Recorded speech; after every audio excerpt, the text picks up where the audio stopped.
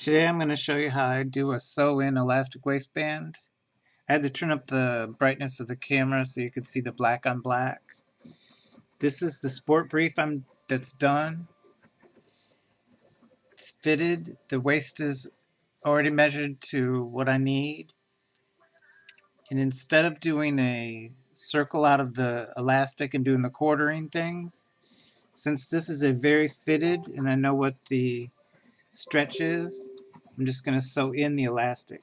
I'm going to start by just putting it on the inside, and I'm going to end up folding it toward the inside again, so it'll be encased. So I'm just going to go put it in here about an inch past before the back center seam. Put my machine on a zigzag.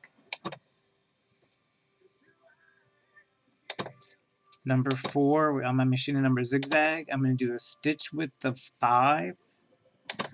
I'm going to leave the stitch length at 1.4.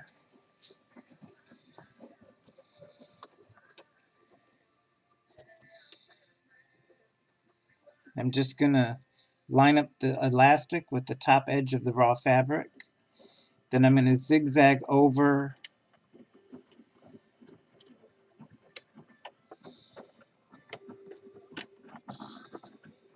the fabric and the elastic.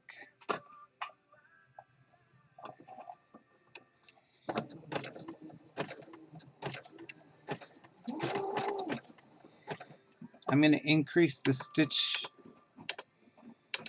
length to 2.5.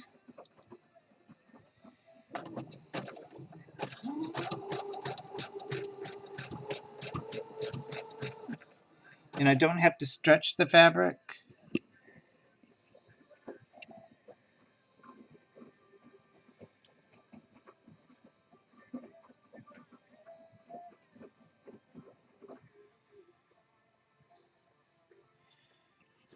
Because it's already going to be fitted very closely to the match to the garment.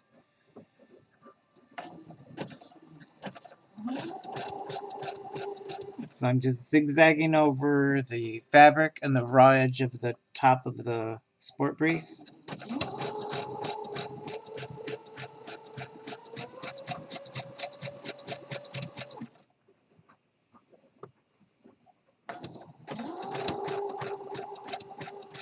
And I'm still using the regular polyester cone serger thread for the top for the needle thread, and the bulky nylon in the bobbin.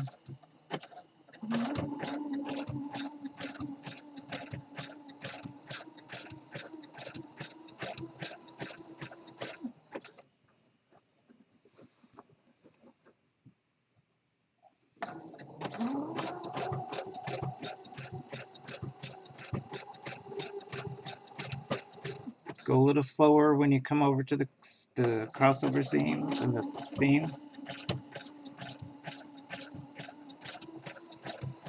I like this method of sewing in the elastic, matching it to the garment. That way, even when you're not wearing it, it still looks nice. Sometimes when you do the quartering and the stretching of the elastic, when you take them off and throw them on the floor, they look like a big bunch of bunched up fabric.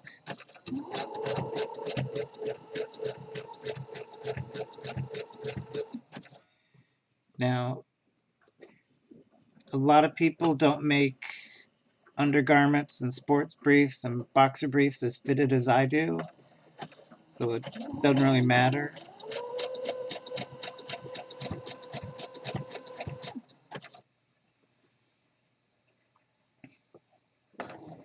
These are going to be for a 33-inch waist.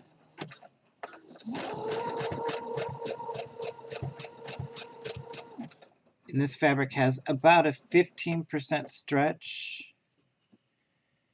So the finished garment here has a waistband of around 28 inches or so.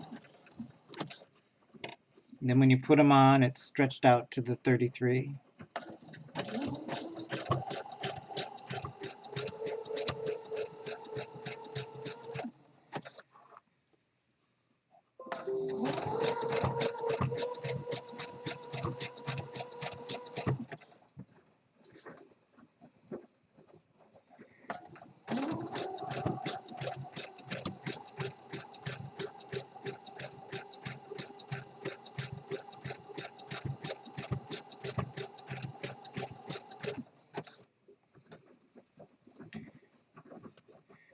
But as usual in sewing, there's many different ways of doing the same thing or getting the same effect.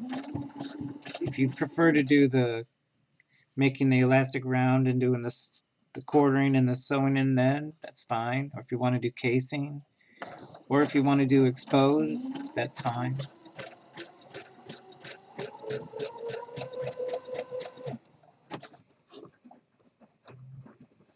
Sometimes on like the sport brief, instead of doing an elastic this, I'll make a separate fabric band so the seams don't have to go up over the waistband.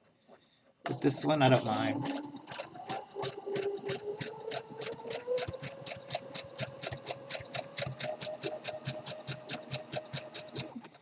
Then when I come back over to the start of the elastic, I'm going to go over about good 2 inches, which will be an inch past the back center seam.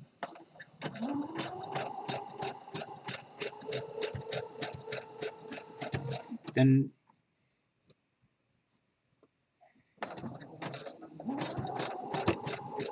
in this particular method, you don't have to do the box on the reinforcing boxes on the elastic, because it's going to be folded over to the inside and then a couple of rows of top stitches over on top of it.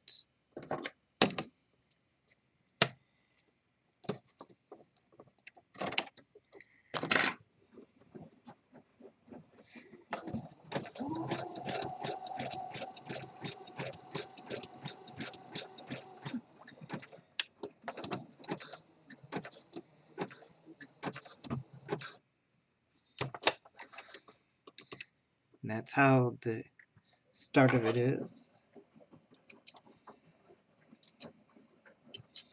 And then this is to the inside, and now I'm going to fold it over back toward the inside again. So this will be the inside, and that'll be the outside. Yeah. I fold it all the way over on the inside like this. Back the camera out a little bit for this view.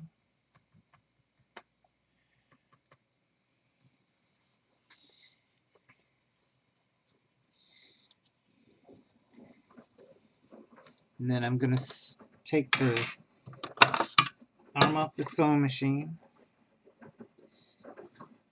Done with my elastic wheel. I buy elastic in 50 yard or like 55 meters at a time.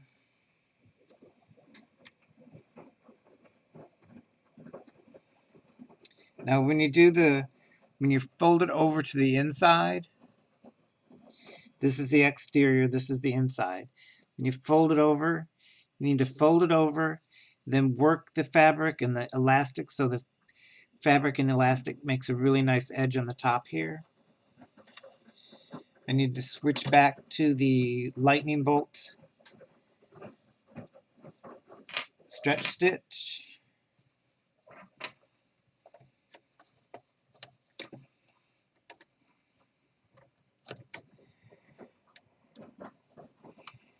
And I'm going to be doing 2 rows of top stitching, one toward the top and one toward the bottom of the elastic. And I just use my foot as the guide. There's the needle is the center position. There's the needle gap, and here's the outside. I'm going to use the inside gap here of the foot to do the spacing.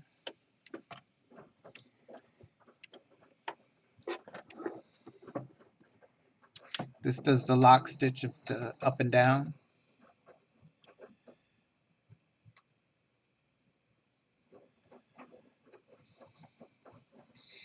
And now since it's fitted and sewn to the size of the garment, you don't have to stretch it when you sew it. So it does end up as a much better looking top stitching on Lycra sports fabric. But you have to make sure the elastic is fully folded over. I mean, the fabric is fully folded over the elastic, and the elastic is pushed up right up to the top.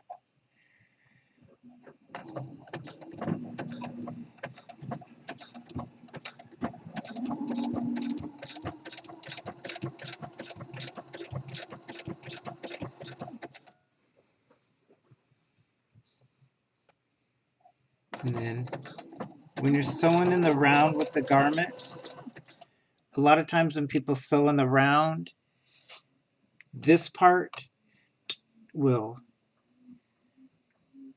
angle around and warp a little by the time you get to the end, and it's warped. The reason that happens mostly is because you didn't move the whole garment around with the circle. So you end up sewing it like this, and it adds in a little bit of twisting in it. So by the time you end up back at the start, the whole strip is oblonged,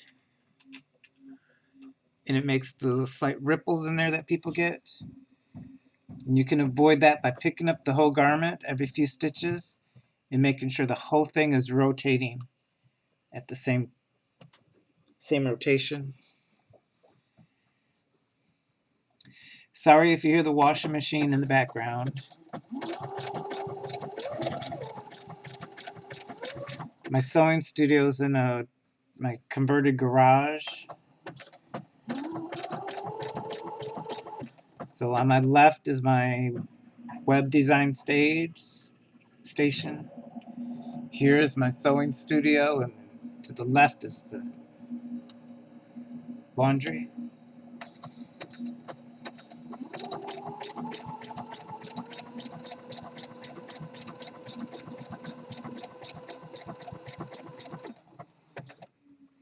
See how I picked up the whole garment and rotating it with it? And I'm making sure the fabric is, and the elastic's all the way to the top, and the fabric is fully folded over.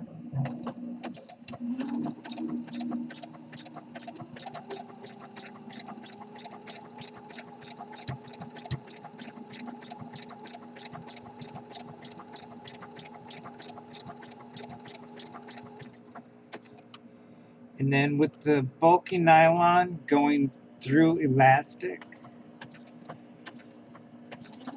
you're going to have to even sew a little slower than we were sewing earlier in this garment build.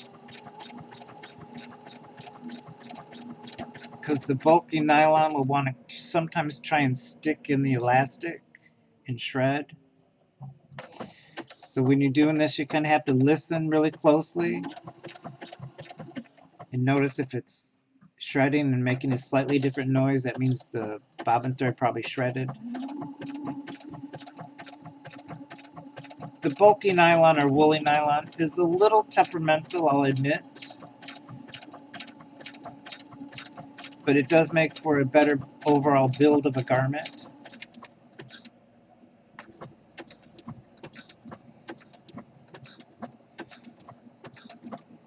Take it nice and slow when you go over the seams.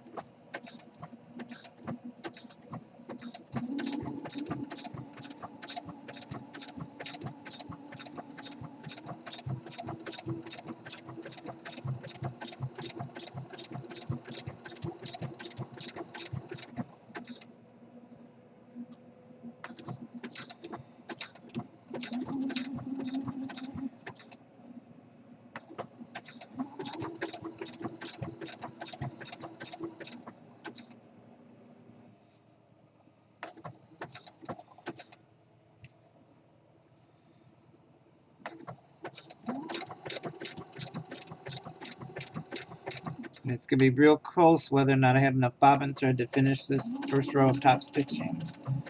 Should have changed out the bobbin.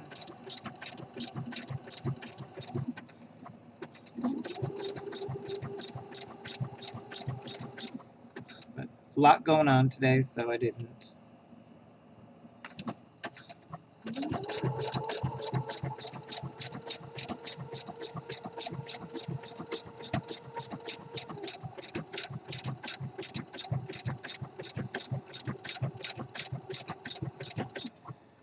For top stitching, sometimes I use the triple stitch. Sometimes I just like using the little lightning bolts.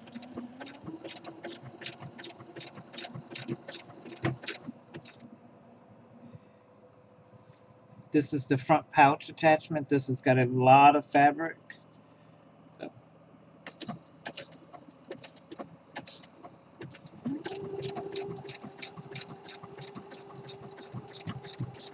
going to do a lot of guiding of it.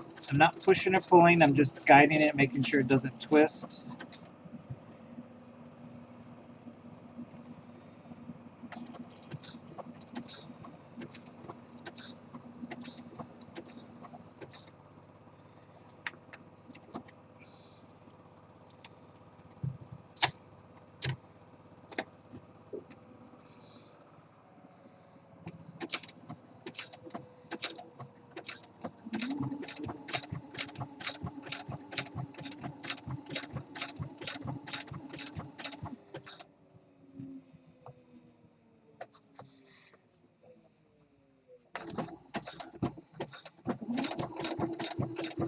That center part is where I accidentally sewed the pouch wrong side out instead of wrong side in.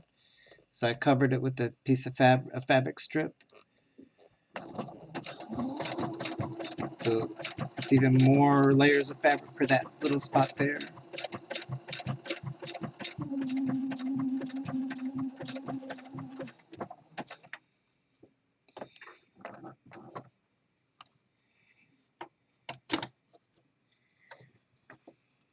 Let's help it go underneath the presser foot there a little bit.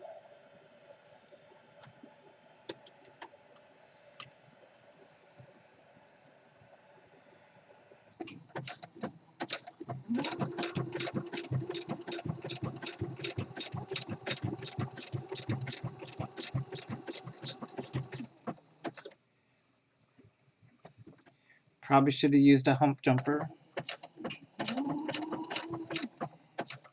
And I've got a really fancy high-tech hump jumper, a wooden clothespin. Just put it behind the foot and even out the height difference between here and the back of the foot.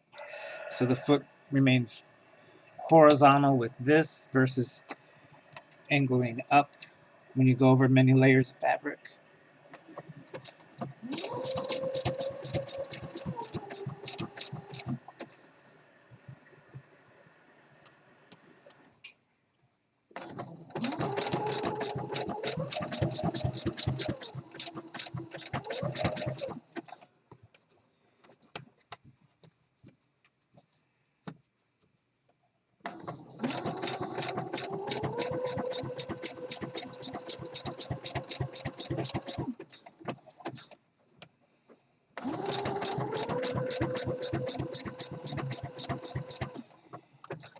And there's all kinds of hump jumpers you can buy. They go by different names. Or if you don't have anything, just fold up a couple layers of fabric and put it behind there.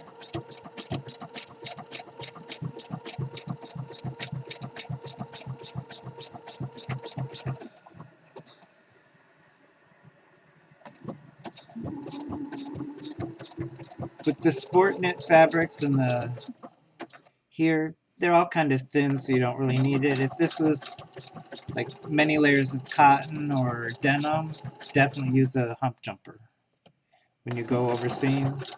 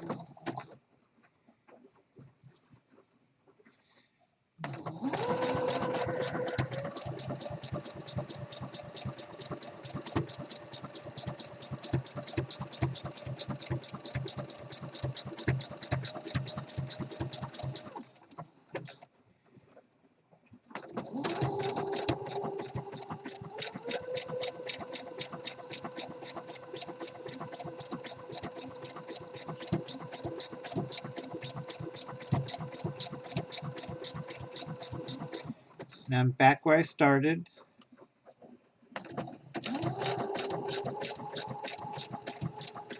I'm just going to go a little past where I started and then do a lock stitch again.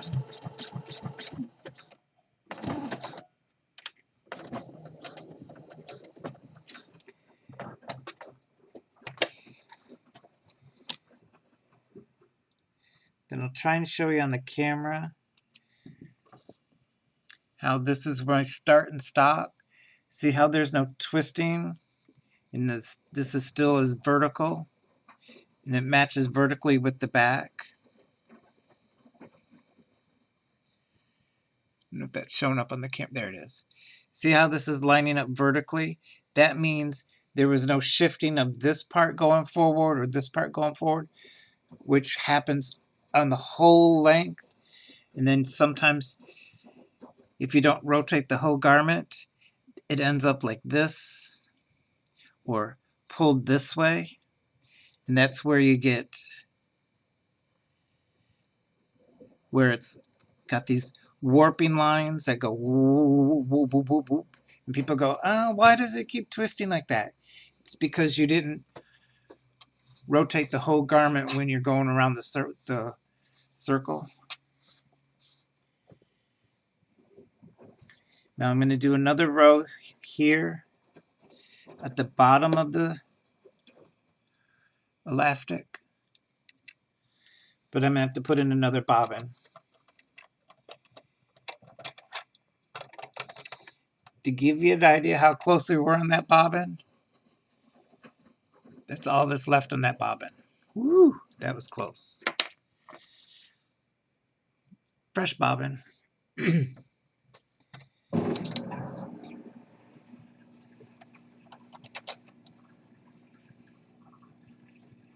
Now I typically load up on a pair of boxer briefs, probably 5 bobbins,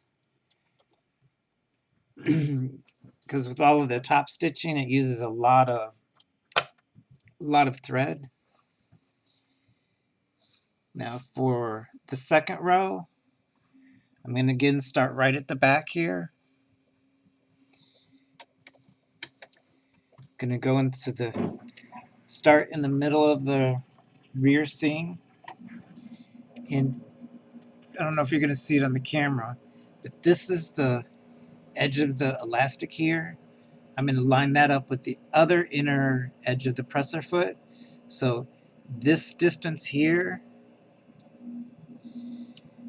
from the top of the garment to the first row of top stitching is going to match with the bottom of the elastic here. So it'll be a very evened out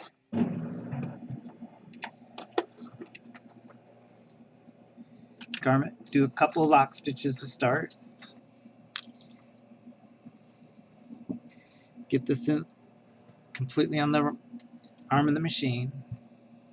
And this is where you're going to have to hold the fabric with your finger here and feel where this edge is. You can kind of see it. I don't know if you can see it on the camera, but you can see it, but you really need to feel it and keep it lined up with this inner edge here.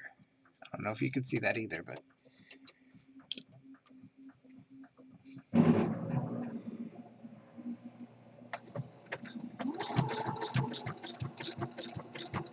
and this is how you end up with a really nice looking waistband on a garment. Probably not that big of a deal if you're making it for yourself, but if you're doing a commission for a client, when you hand them the unworn garments, you know, all folded up and everything, it's nice to have a waistband, a sport band waistband that's nice and flat and not all bunched up with elastic. That's why I take the time to do it this way. Or this is my preferred method of doing it. Just the end product looks a lot nicer.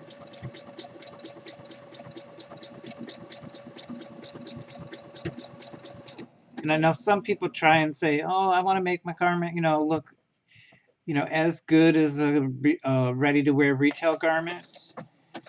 But what we should be striving for is better than retail. Because you're taking all the time to measure, cut, sew, and tailor. You actually want something that's better looking and longer lasting than a retail product.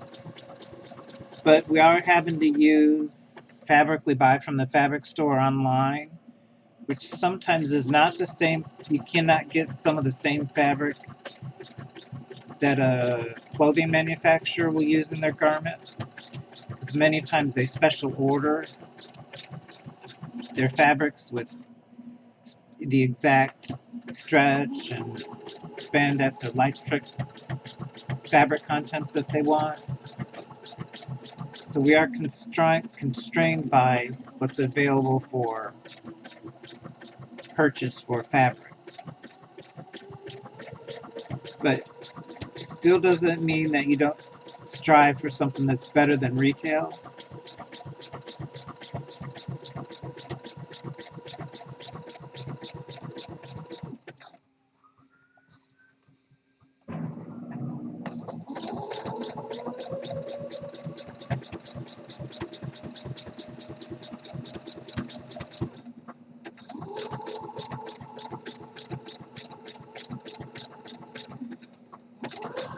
Sorry about getting my fingers in the way.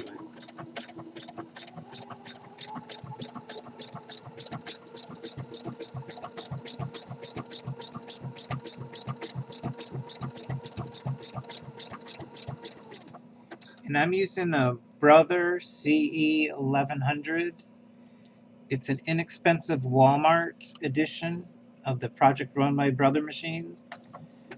And it sews knit fabrics really well that I don't need to use my specialty foots on it.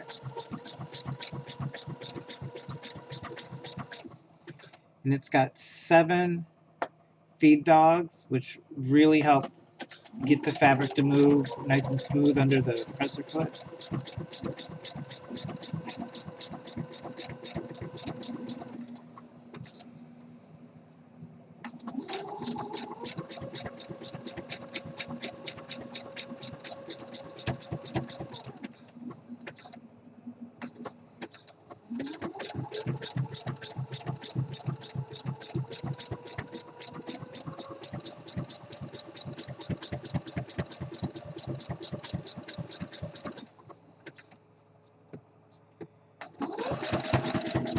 And I did some measuring when I first got this machine on the different stretch stitches. On the decorative stitches, the honeycomb, it has a maximum of around a 35% stretch. Does best around a 20% stretch. The lightning bolts and the triple stitch, stretch stitch, they have a maximum of right around 45% and do the best at about 35%. So if you do have to stretch and tailor a garment, keep that in mind that the lightning bolt stretch stitch or the triple stitch is not going to stretch more than 45% usually. Your machine might be different, but I'm pretty sure it's probably fairly similar on the home sewing machines. So even if the fabric has a 50 or 60% stretch, be careful because your stitch still might not have that much stretch.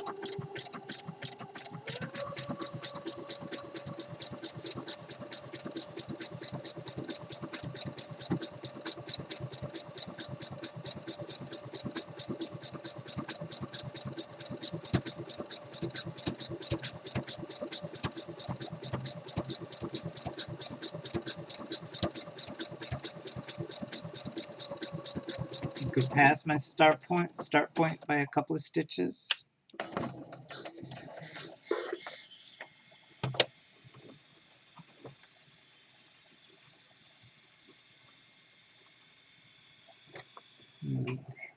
As you can see, this is the start and the stop.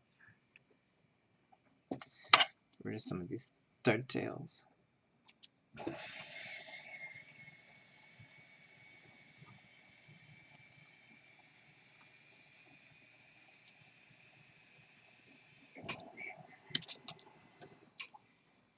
There was no warping or twisting the entire length around the 28 or 29 inches or so. And see how the waistband is nice and even. It's the stitch here is pretty much very consistent the entire garment all the way around.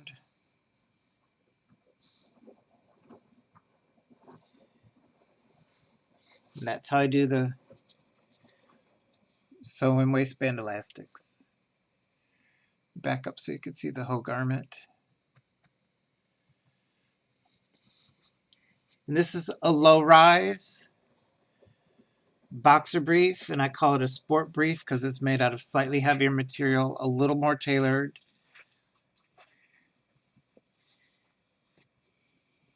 There we go. That's the front. The back looks really nice. But see how the waistband lays really nice without crumpling up? Sometimes when you do the quartering and stretching it and putting it in, it's crunches up when you let it lay loose.